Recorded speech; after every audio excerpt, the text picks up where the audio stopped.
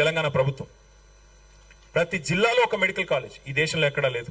కేసీఆర్ కిట్తో మాతా శిశు మరణాలు తగ్గించాం. ఇన్లాండ్ ఫిషరీస్లో జనరల్గా చేపల పెంపకం, రొయ్యల పెంపకం అంటే అంతా కోస్తాంధ్ర అనుకుంటారు. కానీ ఇన్లాండ్ ఫిషరీస్లో number 1 state in the country Telangana under KCR. ఇది నా కవిత్వం కాదు, ఇవన్నీ డేటా స్టాటిస్టిక్స్. మీరు గూగుల్లో కొడితే మీకే వస్తుంది. చాట్ జీపీటీని అడిగితే చాట్ జీపీటీ కూడా చెప్తుంది. మేము బాధ్యత తీసుకున్న నాడు ఒక అనుమానం ఉండేది హైదరాబాద్ మీద. ఇక్కడికి కొత్త పరిశ్రమలు రావడమేమో కానీ ఉన్న పరిశ్రమలు పోతాయంట కదా, పెట్టుబడులు తరలిపోతాయంట కదా అని ఒక అనుమానం నీడలు. 3 లక్షలు ఉండేది ఐటీ కొలువులు, 10 లక్షలకు తీసుకొని పోయాం. టు బి ప్రిసైజ్ 9.5 lakhs తీసుకొని పోయింది కేసీఆర్ గారి నాయకత్వం. భారతదేశంలోనే అమోఘమైన ఐటీ విప్లవాన్ని, fastest growing state in the entire country. బెంగళూరును తలదన్నాం 3 సార్లు. ఇది భారతదేశంలో ఎవరు చేయని ఫీట్ అది. అట్లాగే 1-2 కాదు, విశ్వవిఖ్యాత కంపెనీలకు తెలంగాణని చిరునామాగా మార్చాం. అమెజాన్ కావచ్చు, గూగుల్ కావచ్చు, మెటా కావచ్చు, యాపిల్ కావచ్చు, ఊబర్, సేల్స్ ఫోర్స్, ఇంకా చెబుతూ చాలా ఉన్నాయి. వాటన్నిటినీ హైదరాబాద్కి రప్పించాము.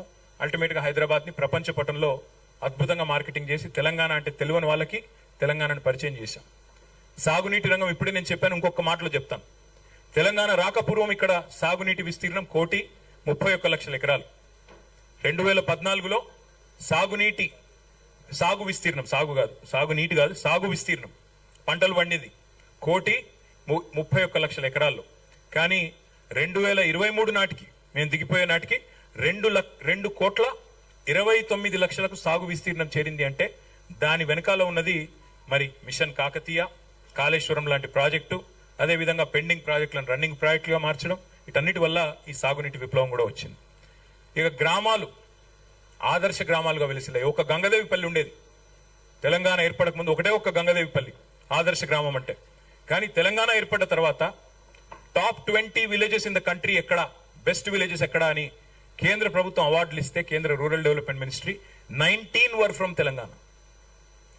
జాతీయ పంచాయతీరాజ్ దినోత్సవం రోజు 30% అవార్డులు, 3% జనాభా ఉండే రాష్ట్రం 30% అవార్డులు కొట్టింది. That is Telangana. పల్లె ప్రగతి అనే కార్యక్రమం ద్వారా ట్రాక్టర్లు, ట్రాలీలు, వైకుంఠధామాలు, పల్లె ప్రకృతి వనాలు, నర్సరీలు, అవార్డుల పంట పండించి పల్లె ప్రగతి ద్వారా ఒక విప్లవాన్ని, గ్రామ స్వరాజ్య విప్లవాన్ని సాధించింది కేసీఆర్ నాయకత్వం. భూమిపుత్రులుగా తెలంగాణ సాధించుకున్న తర్వాత ఇక్కడి పేదల మీద అభిమానంతో, ఇక్కడి పేద ప్రజల మీద మమకారంతో ఎన్నో మానవీయమైన పథకాలు తెచ్చుకున్నాం. 200 రూపాయల పెన్షన్ ఉండే తెలంగాణ వచ్చినప్పుడు దాన్ని 2,000 చేసుకున్నాం. 2,000 రూపాయలు చేసుకున్నాం. 46 లక్షల మందికి ఆసరగా నిలబడ్డాం. అట్లాగే 1 కాదు 2 కాదు, what Telangana does today India does tomorrow అనే విధంగా, ఇండియా ఫాలోస్ టుమారో అనే విధంగా తెలంగాణ ఆచరిస్తుంది, దేశం అనుసరిస్తుంది అనే పద్ధతుల్లో దేశానికే పరిపాలనలో కొన్ని కొత్త పాఠాలు కూడా నేర్పింది తెలంగాణ. ఇది వాస్తవం. రైతు బంధు అని మనం పెడితే 2015లో మోడీ గారు 2018లోనో 17లోనో పిఎం కిసాన్ సమ్మాన్ అని చెప్పి రైతు బంధును కాపీ కొట్టి వాళ్ళు పెట్టుకున్నారు. ఒక 12 రాష్ట్రాల్లో పెట్టుకున్నారు. కాలియా పేరిట ఒక రాష్ట్రంలో, కృషి బంధు పేరిట ఒక రాష్ట్రంలో రైతు బంధు పథకం దేశానికే ఆదర్శంగా మారింది. మిషన్ భగీరథ పేరిట ఇంటింటికి నీళ్లు మనమిస్తే దేశానికి ఆదర్శంగా మారి హర్ ఘర్ జల్ అనే పథకం వచ్చింది. మిషన్ కాకతీయ అని మనం ప్రారంభిస్తే అమృత్ సరోవర్ అని చెప్పి కేంద్ర ప్రభుత్వం కాపీ కొట్టి వాళ్ళు కూడా పెట్టుకున్నారు. Imitation is the best form of flattery అంటారు. కాబట్టి definitely what Telangana has done is contributed to the nation. We are less than 3% of India, కానీ we contribute to 5% of India's GDP. We contribute to nation building. జాతి నిర్మాణంలో ఒక కీలకమైన పాత్ర పోషించింది తెలంగాణ. నేను ఇప్పుడు చెప్పింది ఏదైనా తప్పు అని రుజువు ఎవరైనా చేయగలుగుతారని నేను సవాల్ చేస్తా ఉన్నా ప్రెస్ క్లబ్ వేదిక. అది కాంగ్రెస్ మిత్రులు కావచ్చు, బీజేపీ మిత్రులు కావచ్చు. ఇవాళ మీరు దేశంలో చాలా రాష్ట్రాల్లో అధికారంలో ఉన్నారు.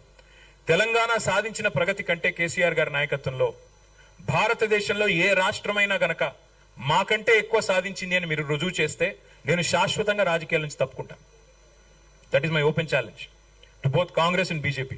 మీరు ఇవాళ పరిపాలిస్తున్న 25-26 రాష్ట్రాల్లో ఎక్కడైనా ఒక రాష్ట్రంలో ఇంతకంటే ఎక్కువ చేశామని మీరు చూపెడితే నేను శాశ్వతంగా రాజకీయాల నుంచి తప్పుకుంటాను.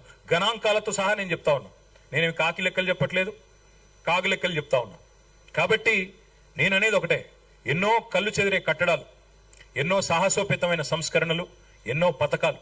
ఒక మాటలో చెప్పాలి, తెలంగాణ ఏం చేసింది 10 ఏళ్లు కేసీఆర్ గారి నాయకత్వంలో అంటే ఒక సమగ్ర, సమీకృత, సమతుల్య, బ్యాలెన్స్డ్, ఇంటిగ్రేటెడ్ అండ్ హోలిస్టిక్ అప్రోచ్తో అన్ని వర్గాలను కలిపి నడిపింది తెలంగాణ.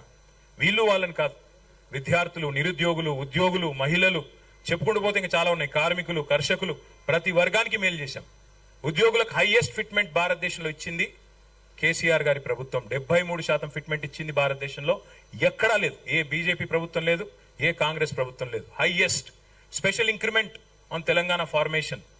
ఎందుకంటే తెలంగాణ ఫార్మేషన్ లో మాతో పాటు కొట్లాడిన వాళ్ళు ఉద్యోగులు, మాతో పాటు కదం దొక్కిన వాళ్ళు టీఎన్జిఓలు, తెలంగాణలోని ప్రభుత్వ ఉద్యోగులు పెన్ డౌన్ చేశారు, సకల జనుల సమ్మెలో మాతో నడిచారు. అందుకే వారి మీద మమకారంతో వారిని 73% ఫిట్మెంట్ ఇచ్చి కాపాడుకున్నాం. ఎన్ని ప్రచారాలు చేసినా, ఎన్ని రకాల దుర్మార్గమైన కార్యక్రమాలు మా మీద చేసినా అవన్నీ పట్టించుకోకుండా తదేక దీక్షతో ముందుకు పోయాం. కానీ మేము మమకారంతో పనిచేసుకుంటూ పోతే అహంకారం అని ముద్రేశారు మా మీద.